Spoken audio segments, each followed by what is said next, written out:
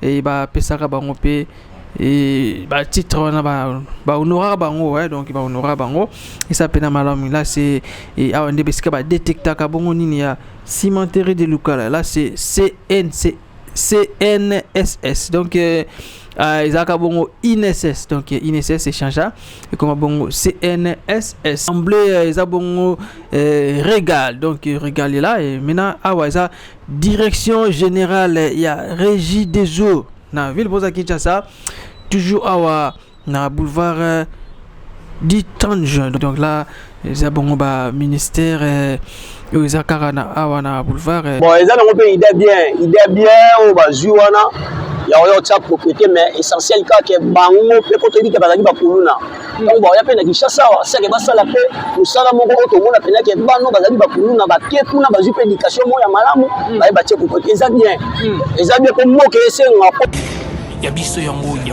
oyo eza biso na biso suka ya makambo elike bandeli mesiko yo ndetango na biso lelo eza lelo don't have to wait till tomorrow. Mesdames et messieurs, chers amis internautes sur YouTube et Yabiso Podcast, bonjour, bonsoir et c'est vos amis et Bakwa Kolanda, émission Abino ya Mokola Lilo avec votre humble serviteur Watakin 24, les lions de la presse congolaise et autres médias appelés Exode 1414. Merci pour votre soutien. Voilà, chers amis internautes, nous sommes dans la ville province de Kinshasa, et précisément dans la commune ya Gombe sur boulevard du 30 juin. Donc voilà, et puis internet bengaki ya trop tout l'axabino et centre-ville ndenge et comment vraiment donc awa naza précisément na gare centrale, donc non loin na hôtel Béatrice, non loin na Sozacom, non loin na immeuble ya Onatra, office national de transport. Voilà, Béatrice là, hôtel Béatrice et ya Marabongo konzi ya minene awanamboka na biso Congo, et là c'est place babenga ngobongo gare centrale awa ezape na espace bomoni et ndeko bakokipe koya kuna bana na bango pour que se détendre na vacances oyo. Là toza bongo na commission électorale nationale et indépendance to benga bongo na mokuse CENI, donc awande excusez sika maponami ezalaka bongo ya président de la République et puis députés nationaux et puis députés provinciaux. Donc voilà, nous sommes sur boulevard du 30 juin, donc na boulevard 30 juin et tout qui péton ya ko tambola pour que tout l'axabongo internaute topé téléspectateur na biso l'olengeni boulevard du 30 juin ezali. Donc là ce que vous voyez de l'autre côté là c'est l'immeuble de l'Onatra. Donc Onatra tebi lelo oyo en tout cas coup de chapeau et tout le monde bongo train ezongi et là au bozomona immeuble oyo depuis 2010 immeuble wana ezalaka bongo na silate tebite soki nini et kata bongo poke misala et ça bongo continuité nango li suscité. Donc là ce que vous voyez là derrière Onatra là ils immeuble, donc pardon ils a place au banamiki baka bongo se détendre et week-end et là c'est immeuble de CENI, commission électorale nationale indépendance. Donc voilà, et c'est quoi puis tout le monde a bongo maponami yamboka la biso Congo. Donc voilà, là nazo kitasuko malembe kolaksabino boulevard du 30 juin. Là c'est l'immeuble otobenga bongo Sozacom. Donc Sozacom oyo soki oye kisasa omoni Sozacom te seki oya kibongo kinte. Donc Sozacom là l'immeuble oyo et représentera bongo yamboka na biso topé capitale na biso. Là c'est l'immeuble de l'Onatra et voilà. Et yangoyo Onatra eza lokola nde tout le monde a bongo na France, tout ça na Tour Eiffel et puis na Congo Brazzaville et voisin na biso et tout ça bongo na babenga ngo Tour des Mamba. Donc Tour des Mamba eza immeuble na bango représenter bongo eza miroir ya Brazzaville et puis miroir na biso awa ya ville province à Kinshasa la capitale ezabongo Sozacom cet immeuble là bozomona bongo Sozacom oyo en tout cas bate belé bauta bongo libanda bayaka awa na mboka na biso Congo précisément na capitale parce que Kinshasa ezabongo capitale et balinga babona bongo Sozacom tomoni chaussée sur boulevard du 30 juin. En tout cas, ils ont un propre bopeto. Mais Costa, oyo to sali et Costa ils ont raté. Natikali comme on ata poubelle mon côté mais nzinga et sika oyo ba pieto bazotambola toujours mon abongo ba sachet ezawana en pleine ville. Donc en pleine ville ba sachet ezawana et là c'est les nouveaux immeubles oyo ba tongi awa na ville poza Kinshasa parce que kobanda 30 juin ti okoma bongo na Mandela et zaki batongi pena ba immeuble belé et vous allez découvrir ça et puis vous allez voir ça et à travers cette émission sur votre chaîne Yabiso podcast. Donc voilà immeuble na biso ya Sozacom yangoyo Sozacom oyo c'est là uta série ya défunt président Joseph Mobutu paix à son âme. Mon abongo Sozacom ezala wana et batu belé balinga so baye pena te na betelanga tour na Sozacom comme on a yango ezapena et malam mingi là c'est tout près à Beautour immeuble Beautour ezaka bongo na 10 niveaux yango pe zomi awa na commune ya Gombe no loin na place commerciale donc ba chaîne belé ezabon awa na Beautour ezana ba activité belé za na kati ba bureau belé ezana kana 10 niveaux ezana 10 niveaux là ce qui vous entendez voir là c'est Beautour na senango ezaka bongo ba magasin o chomo na kenanga na Beautour na kesomba téléphone display soki ya ndenge nini mona te mais soki na Beautour awa okozala vraiment mobimba donc là naza toujours na ville mais coin na bandebe ko boaka miso etaki songi et moi na bino ya bitinda na mona ki bongo salité ezala ki wana là ce que vous voyez là c'est l'immeuble Memling, c'est l'immeuble Memling en couleur dorée là et c'est Memling donc Memling Tobi hôtel Oyo ezaka pina avec un partenaire idéologie et malgré ça nettement ko kitamo mukime Tobi hôtel Memling et siku wapi total la film ya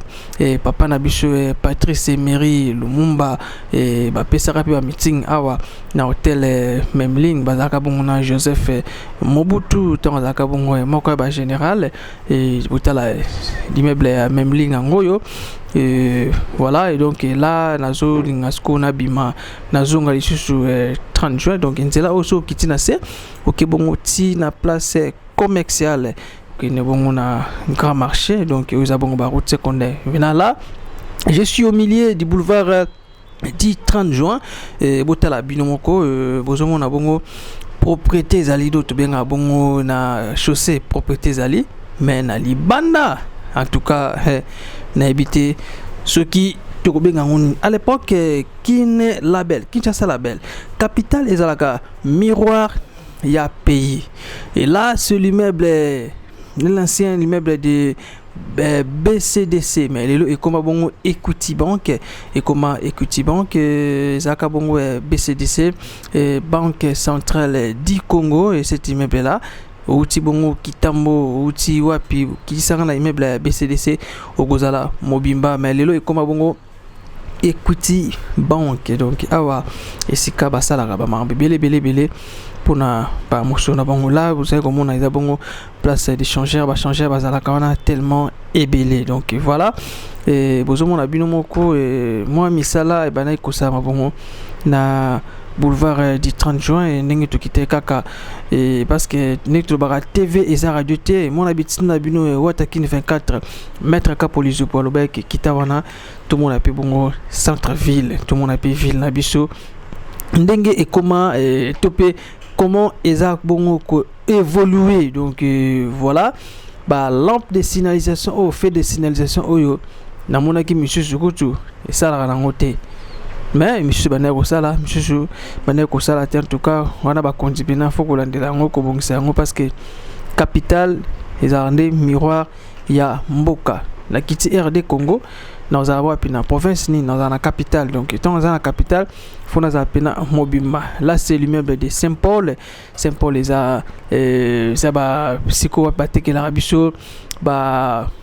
complet kosomba bongo veste na yo kosomba kaki kosomba chaussures il y a mon paquet en tout cas vous appelez mobimba na immeuble il y a Saint-Paul. Donc voilà otala bino moko ba mituka et ba taxi bozomo na bongo ça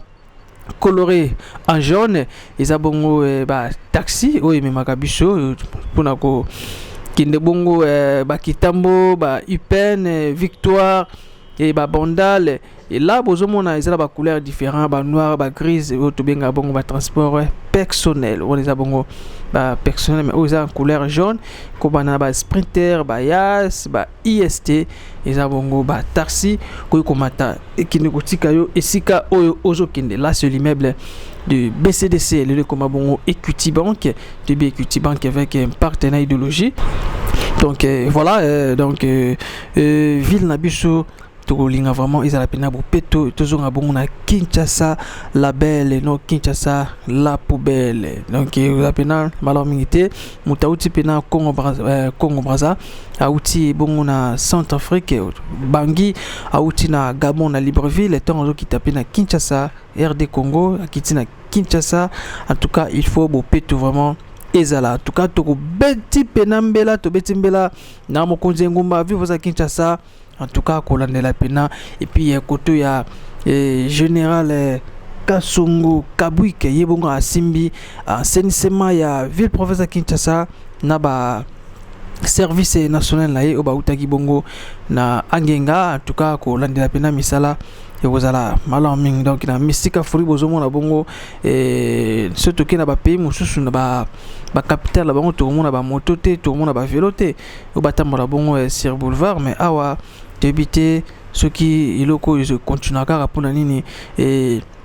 les général moko ya ba commissaire provincial ya ville province Kinshasa les général Israël Kantou moko ya la police alobaki ki ba moto ya deux pneus ekota bongo na Gombete mais toujours comprendre est-ce que bazokota na mafia to ndengeni. Donc voilà là c'est le nouveau immeuble au ba Salebiso awa na coin ya Galaxy. Donc Galaxy pour kita bongo ti na Aner pour kita bongo na Aner et bezomona bongo yesa bongo na coin ya Galaxy. Donc simananga kuna nazo kinde mona kitakaka malembe ti esika na kosuka avec surprise bon mon encore à travers cette émission. En tout cas bon s'abonner massivement bo liker bo partager et kozala malaming ndenge na tambola nazomona bongo poubelle ezate ba poubelle ezate. Bon je sais pas ce qui ezana petit boulevard et tokota pe à la prochaine émission nakokita pe na kota sko na kati koto tobenga bongo Gombe Bank koto ya affaires étrangères koto ya musée et puis koto ya ministère ya justice et puis na iti Gombe et puis Athénée de la Gombe là à la prochaine émission tokoyana. Voilà na kata kaka ya kotambola take biso basongi na misika fourmi na kitika be pona moni bongo na ministère ya CSPT o itala bongo makambo ya ba syndicat. Donc ba syndicaliste ba leli ba lobby bazofuta malisusu te yango bomoni bongo batumbi bapune awa na ministère na bango. En tout cas babi mokonza mboka tela biso likambo oyo tozofuta mate jupena tamulai yango moni batumbi bongo bapine bazolela plus de 10 millions de dollars oyo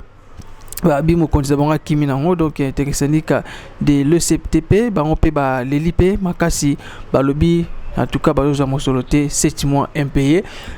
talisi mandoki et pas ya mokonza mboka le garant de la nation et son excellence monsieur le président de la République Félix Antoine Tshisekedi Tshilombo mukwa tombolo otozobenga bongo Fachi Beto. En tout cas koyekela bango mawe koza pena manabota binomoko et texte syndicaliste de l'ECPT 17 mois d'impayement des agents actifs et retraits. Donc babi et comme pena trop c'est trop. Donc trop c'est trop eloko oyo ezokende pena mabe awa ota binomo commun na kata ka misika fourmi na ki vraiment mingi awate kolobela ote mengana kolobela bon kotal sabino boulevard du 30 juin des quartiers centrales China coin entrée à 24 donc voilà mais mon bon ah eza isiko wapi koki ko pema ola la pongité ah eza soki jose la bongo bis na yo okinde soki wapi kota chango topé mo amba topé funa okoki kovanda wana en attendant bis et ya kosomba pe moi jina yo topé gâteau ovandi olie mais yeba place robwa kango et puis ba place ngo to moni ba poubelle ezate mutakoli nguba abwaka ba posoka wana mais tout ça na centre-ville les arabongo miroir ya capitale donc capitale miroir ya mboka de sibiso RD Congo capitale ngo c'est Kinshasa. Alors Kinshasa to linga vraiment ezala bopeto surtout awa ba institution eza tellement ébélé awa ya kosaka na kutute na komina Gombe bino bi Gombe ndenge ezala awa makala ekita putule mata donc milinga bozomona wana eza nango bombe uti soki STT eza kaka ba jandi ba ngomba tumbi pine en tout cas ba leli 17 mois impayé eza pas si pe mawa to éviter soki bako futanda ko ndenge nini ba futela bana minerval comment et puis to moni pe ba zotonga pena ba immeuble belé yawa Zinga ya 300 ya boulevard du 30 juin où ils ont bon na commune ya Gombe en tout cas ba immeuble pena ils ont avec impact une idéologie et suivez. Et là c'est que vous êtes en train de voir là les abongo et tout ça na futur tourne siko wapi ba sala kaba misala ibele lokola ça bon impression il y a le Lénine nyonso oyo olingi et Zinga na bureau il y a régie des eaux donc régie des eaux ils à gauche et puis ils appellent la droite donc il y a bon à gauche moniwana et c'est l'immeuble des régies des eaux et puis à droite en direction générale il y a ville province de Kinshasa et zawana na point na ko laksa bina à travers cette émission et là tout le monde a bongo et Gombe awa il faut vraiment pour respecter pour la côte tu as 6000 bouteilles en plastique à je battre sur quoi comme moi parce que continue ça bon peu tout là c'est régie des eaux donc régie des eaux et ça bon la droite là et puis tout ça pina société nationale d'assurance tout bien bon Sonas donc Sonas alors Sonas bureau nango yango toujours na boulevard du 30 juin boulevard 30 juin ils ont ba ministère belé ils appellent tellement belé ils appellent ambassade belé les ambassade ya Congo Brazzaville les ont 30 juin tous en ambassade ya Ghana 30 juin sur 24 et tous appellent Irak donc ils appellent na 30 juin là c'est qu'une marché donc qu'une marché non loin la direction générale il y a régie des eaux où il va passer à Bissopina maï pour nous là parce que l'eau c'est la vie donc voilà toujours sur boulevard du 30 juin l'autre émission na koya na rolinga vraiment na za skona sima ndenge ya Gombe banque siko to benga bongo Gombe banque na rolinga na zala wana na la sabino ko zapena madame donc nous sommes toujours sur boulevard du 30 juin donc bouchon na mboka na biso Congo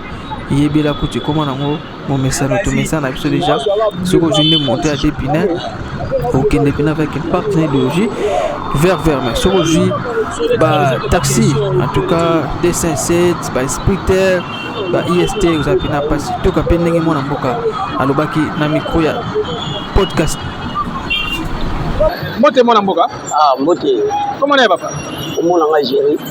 papa géré avant de précisément la fin na commune c'est président Ikoli ah tu comme on a 30 jours ah bana changu ndio benga bena basoso pembe bozala bena partout ah j'ai ah ça ni na 30 bon on la transport pour na kita na onaka awa ne la kuti na OK merci beaucoup awa te ko la qui s'appelle ba téléspectateur to pe ba internaute na biso boulevard du 30 juin ndenge pena bopeto ndenge zaelaka boulevard du 30 juin zo mona ndenge bon ndenge amona ko par rapport ndenge ezaki kala eza pena bien par rapport à salité. Boulevard du 30 juillet, ça salité ma casse, ça bien la salité par rapport à Néné Zalaka Kalana Kama Imbuka. Et le boulevard, on soin bien propreté, donc bakonzi bapesa bambongo wana bazolia bambongo par rapport ya kofuta bato basa misala wana omona bazwi basalite babwaki yango su na prince parce que bazwi bambongo te bambongo na bango baotango na bapoche baolia na basi na bango na bana bango siko bango moya bakombola basa misala bia baosala te bakima kala omona totala yango bia omona mabele salite plastique bakima kala Et maintenant, les sikoyo yemoko yeme général Kasongo Kabute de médecin que je salue à passant à Zubongo na maboko na pena service et assainissement autosomo na pena bande kona biso bazaki ba utile la société to benga bomba kuluna ba kena kanya makase se il est là bazonga biso na ville boza Kinshasa pour na batia bopeto itake congolais mo ndengeni bon eza na ngope idée bien o bazui wana ya oyo tsa propriété mais essentiel ka ke bango pe ko to dike bazaki ba kuluna donc bon ya pena Kinshasa wa seke basala pe musala moko to mona pena ke bano bazali ba kuluna ba ke kuna bazui pe éducation mo ya malamu ba ba tie ko eza bien ko moke esenga pona biso ba congolais ko yoka eloko liboso nga na senga ka fimbu ndeko yokusa congolais mongo te eloko te mais fimbu so moni général soit tie fimbu congolais yoka Kinshasa ezonga elengi petwa mais ceux qui filment les attaques qui chassent les arabes mis en foule partout dans bas coin mais soit il y a un film plastique le bois film donc c'est que nous avons un alignement pe bango to ba yo sa propre na bango wana c'est que momo na bango pe faut bazwa ko lié na bango faut bazwa ke c'est que baza ba mandia akombolo ko ko tima sa pesa maya te wana malamu te wana to mo moko wana tushambuka te donc bon engagé batu basala musala ya kokombola kobongisa seke kolia na bango pesa malamu kolia na bango pesa la bien vraiment wana etombola mboka pesa la malamu osomona soki pe un jour atel lote lobité que muso ozokongola ozobincha tanga azana matriki azana courage yo sa musala mulangi ekokoma ya kowelela chasser na nzela ekoma ya kowelela muto lokotonga pour ki chasser la fête osomona mais lelo omona muto yo sa musala ya kokombola abongisa mais msu banda tongo abandi musala tika lolia te lote atikali ta kolie loko tata ma ya pamba milite makono senga akoni ko senga donc soki bazaka na mayele moko ya obakisaka kati na bango mpe moko eza na kimia eza kitoko ezala bien makasi ozomona lelo plastique eza na nzela ati mai ya molangi etekama 500 francs mai etekama 500 francs elo nini ezangaka litei moko ya molangi yana batiango ta 100 francs mais bakenda otiango 3 kilo 100 francs yebisanga ikongola osa mosala bongo poani aosala yango te ozomona ezosengaka bouteille moko wana lokola eza 500 batiango kolokota yango 100 francs okomona yango kobunga yango simple mais général toyambi yo général vraiment toyambi yo général Kasongo toyambi yo yaka sala musala na yo oyo eza mboka na yo sala yango oyo chef de l'état lobi yango nyongo tosa sala yango tina ezonga propre ezonga kitoko ezonga bien mutameli mai atambona mulangi na ye atie na poubelle vraiment biso mutelingambo ndefa penda poste ya gouverneur de la ville mais so sali musala kitoko monani pourquoi totia ka gouverneur de la ville ko ba o wana ba olia mbongo na ba famille na ba bana bango na restaurant yo comme ile ko toni na mesa faut qu'il les ont propre to le lango forte c'est pela makasi chef de l'état mboka poswa sara musana okolanda biyoka yokate et simba. Merci beaucoup mon mboka, le message est bien passé. Merci. Voilà, là c'était l'intervention ya moko ya ba Kongomani na ville province Kinshasa et à Outaïbongo Koloba. Et c'est l'intervention et puis tout le monde a rencontré trop c'est pas boulevard tout le monde a pena donc une grande dame azo kombola vraiment et puis tant aux les canaux azo sengayo papa kabelanga 200 kabelanga 500 francs en tout cas ça la passi mais tandis que bon ça bongo bopeto sur boulevard topé bazarana Lumumba bazarana boulevard du 30 juin bazarana pena petit boulevard tout le monde a descend à 10e miriona bazarana tellement ébélé les places wana pour na ko sala bongo bopeto kaka et quoi accompagner bongo vision ya chef de l'état les garants de la nation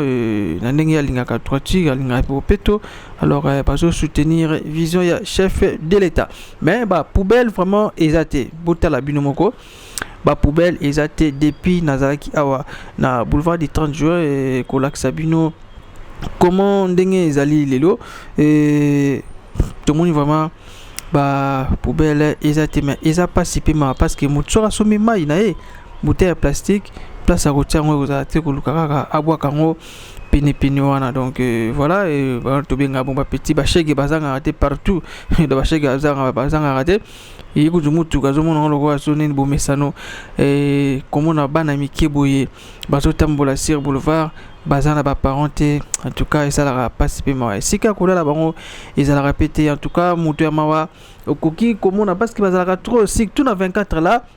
na okita pe na okilaksa bino pe na 24 topé na ponga biona bazara tellement ébélé tout le monde a bongo ba avec les basenga rambongo na ba mituka mona mutuka penezo ko si la pe franc et tout yo OK karabuye martyr en tout cas eza pena pas si ko jo pena solution ba o basenga bongo ba mondia na bala ba surtout ba maman parce que ba on doit bomba biso 9 mois les boumou ngana komona mama te l'arme à maman et ça la rend vraiment pas si makasi mais tout le monde c'est banami qui est petit banami qui est toujours sur boulevard donc voilà et là c'est que bon on a emblé zabongo régal donc régal est là et maintenant awaza direction générale il y a régie des eaux na ville Boza Kinshasa toujours awa na boulevard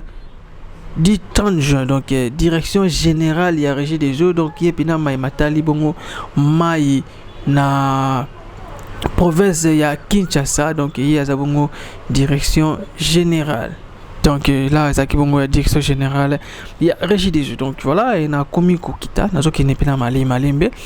au na bana bongo na gare centrale donc na leki régie des eaux nazo kene sikoyo vers 24 na coin entrée donc entrée wana bobenga bongo Gombe banque donc là za bongo ba ministère ezakara na awana boulevard ministère ya plan donc yangona bozomona malembe en tout cas mboka na biso ezo tonga mapena na ndenge ba congolais toujours singala bozomona eza ba nouveau immeuble de kutala ngo boye à cause apena na ba 10 niveaux le quoi immeuble ya Boutour donc 10 niveaux voilà donc boulevard du 30 juin chaussée eza propre mais na ba libanda eza pena mbindo ya kosaka na te pas si pe mawa débité ou alors non le peuple congolais donc nous sommes toujours sur boulevard du 30 juin chers amis téléspectateurs chers amis internautes donc vous s'abonner massivement là tout ça bongo na direction générale des migrations en bref DGM donc DGM là c'est API donc API bon batala pe matali bongo kotonga ba ndako kotonga bongo banzela ba pesa ba plan awa okoya ba pesa ba ingénieur depuis bokiti na terrain ba pêcher plan ndako na ngozala boye et puis to moni bazo ba tonga pe bongo ba quelques immeubles awa na boulevard du 30 juin bazaka pene wana bango matala bongo ministère ya plan mutu et taliban donc là bozomona za bongo chancellerie de la chancellerie présidentielle donc chancellerie présidentielle les a ici ko wapi mokozamboka soka linga honoré les tozomona bongo lelo tozobenga bongo fali pupa mais c'est les chancellerie tozomona tout le monde a bongo ba joueur na biso ba loko tant bazwaka bongo kan Rwanda bazwaka bongo Chan ya Rwanda et ba pesaka bango pe et ba titre wana ba honora bango donc ba honora bango et ça pena malamu là c'est et awande besika ba détecta ka bongo nini ya cimenterie de Lukala là c'est CNSS donc Isaka bongo INSS donc INSS échangea et comme bongo CNSS donc awa ba talaka bongo pona bongo ba pension ba pensionné ba zora bongo mosona bongo awa na CNSS donc ceux qui bana ko ça l'entreprise moko longa bango nde balandelaka bongo mbongo wana mona fin du mois bazofuta yo et parce que comme déjà pensionné là nous sommes toujours sur boulevard du 30 juin dans la ville provinciale de Kinshasa, commune ya Gombe, donc CNSS. Donc voilà, butala binomoko email pena kitoko awa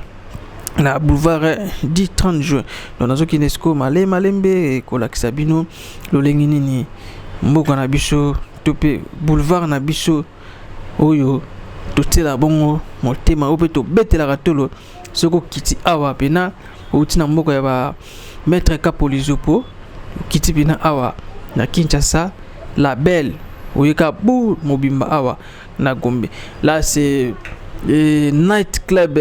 millionnaire club c'est quoi qui c'est un musicien betara awa belé et là c'est ministère des ITP et ça on a toujours kaka na 30 juin. Voilà, bonjour mon abino moko mituka nde na ben abino o ezabongo en couleur jaune, ezabongo taxi et puis o ezabongo couleur différent yes o tubenga bongo personnel. Donc personnel là est-ce que bonjour mon abanzito ane belé ezabongo tubenga terrain golf nezaki moi musika parce que kuna ko zo image bikaka ndenge lelo ikomana ngo bokoma boya makambo ebele. Là c'est Matrix tozana LC Walkick, donc eza place moko sala rapé za informaticien trop ko sala mabele. Là de l'autre côté eza bongo cimetière ya Gombe, donc cimetière Gombe ya ngona toujours sur 30 juin et cimetière Gombe. Là ozomona so des moutons, donc non loin ezokende ya ke bongo ti okoke magasin da oti ipen donc bazokota bazoya Gombe si 30 juin bakoma taper sur des moutons là et na sewana et siko puis 24 siko ya koti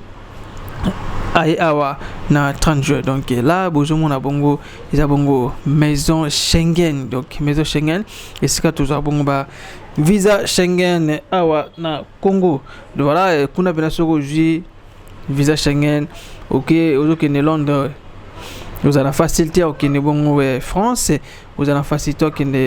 Belgique parce que vous avez un visa Schengen. Donc voilà, vous avez un abinomoko et chaussée est propre, mais les bandes et ce que vous avez tambola, ils ont vraiment propre pena ma casse fermée. Et moi bosoto ya mon kebota abinoma poubelle, foulou, pas de poubelle mais foulou. Ah ils ont l'accès que non ils ont qui poubelle longola ngonde etikala ndengwana donc fou les awana boté abinomoko. Voilà mesdames et messieurs, chers amis internautes sur YouTube ya biso podcast. En tout cas bozaki tellement ebele liboso ba etando ikena bino kotala bongo émission ya lelo na ko laksabino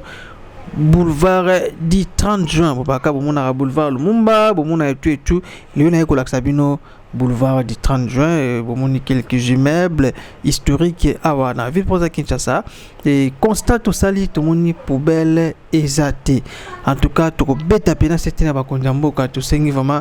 poubelle ekota bongo na boulevard du 30 juin parce que soko meli mai za endroit moko ezokota bato belé ba chauffeur ba receveur ba commerçante bazo le kawana soka sombi mai na place au bois ezate bouteille plastique au bois à macadam. En tout cas ils appellent malamité. Voilà quand même votre humble serviteur Watakin 24 les lions de la presse congolaise et na ceux qui vont avoir et pour namokola lelo na repesaka bambote belé na lettre d'affaires batumoko bien. Un grand merci aussi à mère boss Mama Lorachou Mama Yabane belé yé. En tout cas ce que Pessika Kabouye pas aujourd'hui réponse mbalamako. Un grand merci aussi à Maître Kapolizopo moi na ONU britannique depuis Londres mon na tete yabanga kaka mboa. Un grand merci aussi à mauvais Derlin Mbituvova depuis Hollande. Un grand merci à ma grande sœur Lana moi ça peut menzela minu le roi porte lola ya papa Jérémy. Un grand merci à les amis de Watakin 24 sans oublier aussi à mauvais Charlie Wayungu mon sponsor privé ya mama Coco Matianti ma 00 un héros de l'ombre. Un grand merci aussi à les amis de Watakin 24 depuis Turquie. Merci d'avoir soutenu Nabino et on se retrouve à la prochaine numéro ce qui est sur Massi à Zongité. Bye. Ya biso yango oyo eza biso na biso suka ya makambo eleki ebandeli me sikoyo nde ntango na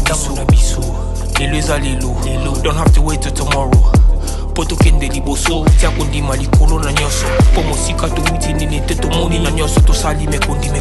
forever grateful I'm counting my blessing my way to a begin cause eleki mingi likolo na se kolekaba ute bandeli si tobengama balongi always give thanks for the life I'm living ekomi elengis like I'm watching a movie soki nakanisi bolamu na yo elekelaka ngai osali ya kokamo inga